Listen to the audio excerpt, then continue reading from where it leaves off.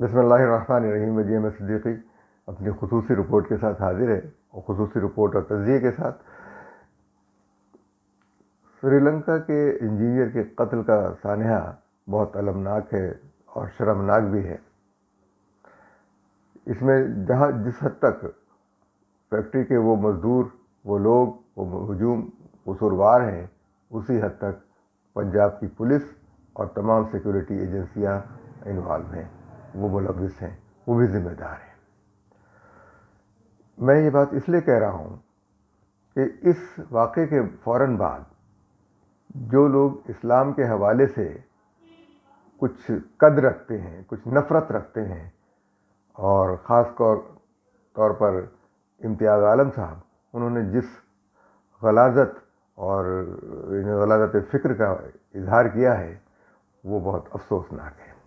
اسی طریقے سے کچھ وزیر بھی ہیں جنہوں نے اپنی غلاظتوں کے انبار لگائے ہیں، ذہنی غلاظتوں کے، اور اسلام کے اوپر قصوروار ٹھہرایا ہے.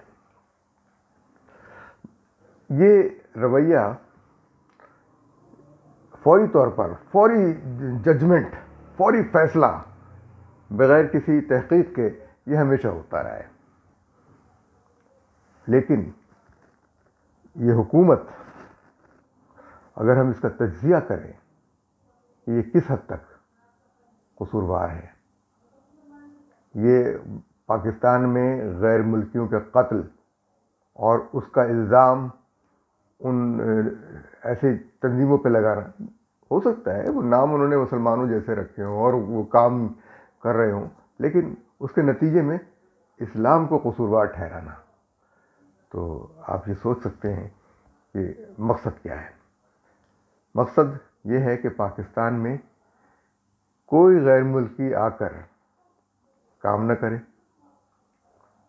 کسی غیر ملکی کی ہمت نہ ہو کہ وہ یہاں پر کوئی ترقیاتی کام کر سکے.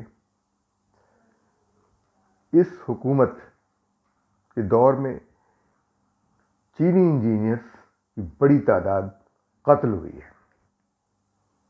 چینی، اور اسی حکومت کے دور میں سی پیک پر کام بند ہوا ہے. یہ کوئی اتفاق نہیں ہے، یہ دانستہ کوششیں ہیں. میں اب اس کی آپ کو مثال بتاتا ہوں. اسی سال جولائی میں، یہ تاریخ ہے 14 جولائی کی، اور جب یہ خبر آئی کہ 13 افراد سمیت 9 چینی انجینئرز مارے گئے بم بلاسٹ میں، کوہستان میں، جو ہائیڈرو پروجیکٹ پر کام کر رہے تھے.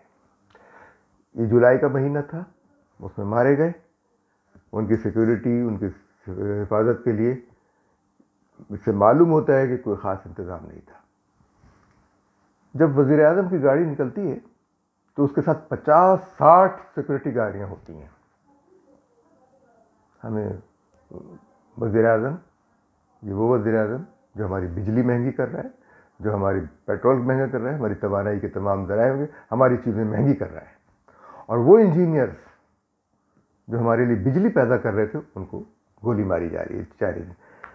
تو اس کے 13 لوگ مرے، ان میں 9 چینی انجینئر تھے، یعنی سب سے زیادہ تعداد چینی انجینئرز کی تھی. یہی نہیں، اگلے مہینے جو ہے اگست میں پھر ایک واقعہ ہوتا ہے. یہ واقعہ گوادر میں ہوتا ہے، جس کے اندر 6 چینی انجینئر ایک بم دھماکے میں ہلاک ہو جاتے ہیں، مارے جاتے ہیں. یہ صرف اس سال کی بات ہے، اور اس کا مطلب یہ ہے کہ پاکستانیوں کی حفاظت کا تو خیر کوئی انتظام ہے ہی نہیں، اور ان غیر ملکیوں کی حفاظت کا بھی کوئی انتظام نہیں ہے جو ہمارے ملک کی ترقی کے لیے کام کر رہے ہیں. اگر انتظام ہے اور تب یہ لوگ مارے جا رہے ہیں تو یہ دانستہ ہے. تو اس رویے کو کیا نام دیا جائے؟ یہ اور سیالکوٹ میں جو واقعہ پیش آیا ہے وہ تو معلوم یہ ہوتا ہے کہ دانستہ کوئی سازش کی گئی ہے، اور اس سازش کے تحت ان تمام واقعات کو مربوط کیا جائے تو معلوم ہوتا ہے کہ پاکستان سے ان تمام لوگوں کو نکال باہر کیا جائے جو پاکستان کی ترقی کے لیے کام کر رہے ہیں، اور اسلام پاکستانیوں کے کا دین ایمان ہے، اکثریت کا مسلمانوں کا، اس کو بدنام کیا جائے، اس کو مورد الزام ٹھہرایا جائے، اور مورد الزام ٹھہرانے کے لیے وہ لوگ جن کے نام مسلمانوں جیسے ہیں لیکن دل میں ان کے لیے اسلام کے لیے کوئی جگہ نہیں ہے، وہ جن کے کردار ابو جہل کے ہیں اور وہ کہتے یہ ہیں کہ ہم عاشق رسول ہیں، وہ جن کے کردار بدکاروں کے ہیں وہ کہتے یہ ہیں کہ ہم بھی عاشق رسول ہیں۔ تم کہاں کے عاشق رسول ہو؟ تم نے اس ملک میں قانون کی عملداری نہیں قائم کی، تم فیصلہ کرتے ہو، جو کسی منصب پہ بیٹھ جاتا ہے وہیں فرعون بن جاتا ہے۔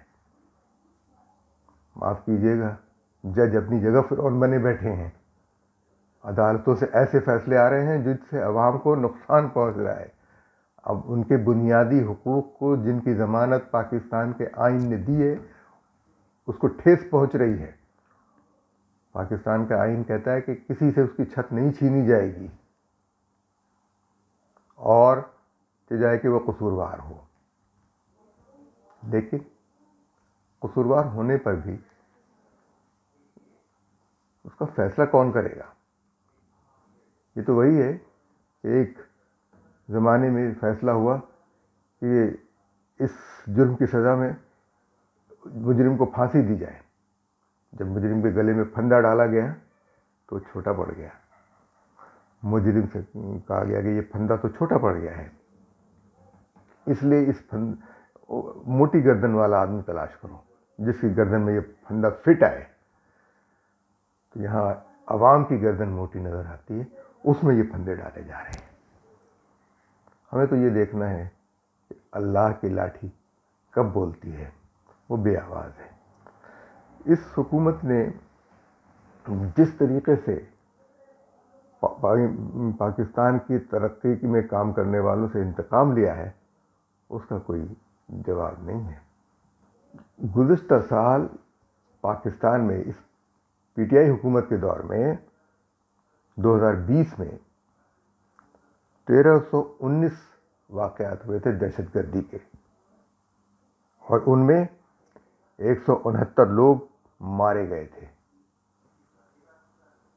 جی، اور وہ شہری مارے گئے تھے، ان میں یقیناً غیر ملکی انجینئر بھی شامل تھے، اور ان واقعات کا ذمہ دار امریکہ ان تنظیموں کو ٹھہراتا ہے جن کے ساتھ اس کا مقابلہ ہے، اور ہمارے یہاں کے لوگ بالکل آنکھیں بند کر کے وہ اس پر یقین کر لیتے ہیں کہ بھئی ہاں بالکل یہی ہوگا۔ بعض واقعات میں انہوں نے انکار کیا ہے کہ یہ ہمارا کام نہیں ہے۔ ہمارے یہاں تحقیق کا، تفتیش کا عمل ختم ہو گیا ہے۔ جناب، وہ لوگ جو پاکستان میں امن و امان کے امن اور کے ذمہ دار ہیں، قانون کی عملداری قائم کرنے کے ذمہ دار ہیں، وہ یہ سوچیں کہ رشوت کا ایک عمل اس نے کس قدر خوریزی کا مچائی ہے۔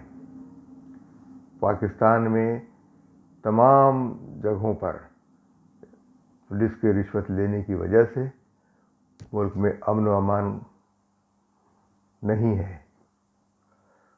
محکموں کی رشوت لینے کی وجہ سے ناجائز تعمیرات ہوتی ہیں، محکموں کی رشوت لینے کی وجہ سے سڑکیں نہیں بنتی ہیں، محکموں کی رشوت لینے کی وجہ سے ترقیاتی کام نہیں ہوتے ہیں، محکموں کی رشوت لینے کی وجہ سے دوائیں مہنگی ہوتی ہیں، محکموں کی رشوت لینے کی وجہ سے تمام نظام اس کو دیمک کھا چکی ہے، رشوت کی دیمک۔ اور یہ اب لوگوں کی توجہ پلاٹوں پر ہے، میری تو تجویز یہ ہے کہ تمام پولیس کو جو وزیروں کی اور جو بڑے لوگوں کی حفاظت پر معمول ہے اس کو سڑکوں پر لے آیا جائے اور وہ عام لوگوں کی حفاظت پر معمول کر دی جائے. اس کے بعد یہ واقعات نہیں ہوں گے. سوال یہی پیدا ہوتا ہے کہ 1 گھنٹے تک ایک واقعہ ہوتا رہا تو کوئی ادارہ جو امن و امان کے قائم رکھنے کا ذمہ دار ہے وہ کیوں نہیں تھا؟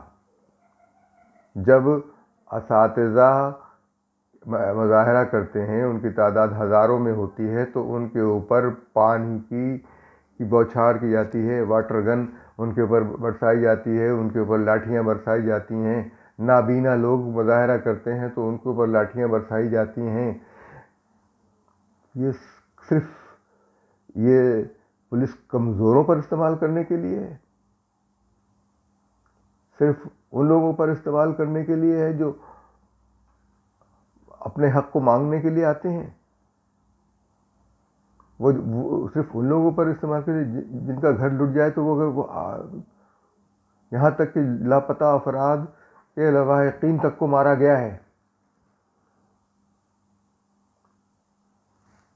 ہم یہ سوچ لیجئے کہ یہ حکومت ناکام ہو چکی ہے.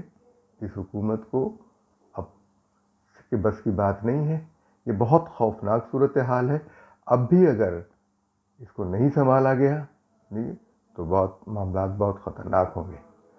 یہ ان کے بس کی بات نہیں ہے. یہ صرف دوسروں کو گالیاں دینے اور بدکاریاں کرنے اور رسول اللہ صلی اللہ علیہ وسلم کی ریاست کے نام کو بدنام کرنے کے علاوہ کچھ نہیں ہے. کیا یہ لوگ ریاست مدینہ کا نام بھی لینے کے مستحق ہیں؟ یہ آپ کے سامنے سوال پیش کرتا ہوں میں.